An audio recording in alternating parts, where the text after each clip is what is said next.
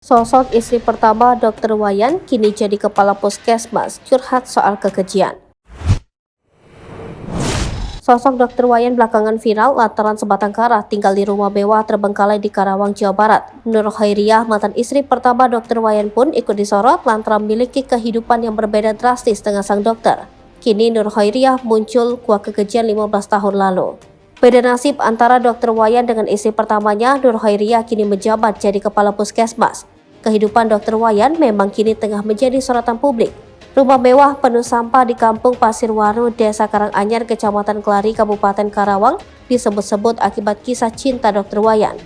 Rumah terbengkalai penuh sampah tersebut masih dipakai Dr. Wayan untuk mengobati pasien. Belakangan diceritakan sejumlah orang, Dr. Wayan pernah menikah 2 kali. Mantan istri pertama Dr. Wayan, Nur Khairiah pun buka suara. Lewat akun media sosialnya, Bidan Nur menekankan dirinya sudah fokus beribadah dan ikhlas.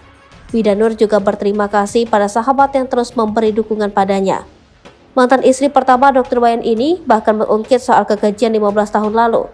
Walau begitu, tak diketahui maksud dari kekejian 15 tahun yang dimaksud Nur Khairiah. Dilihat dari YouTube Deddy Mulyadi, ada seorang tetangga yang mengungkap bahwa penyebab perceraian Dr. Wayan dengan istri pertamanya yakni karena perbedaan agama.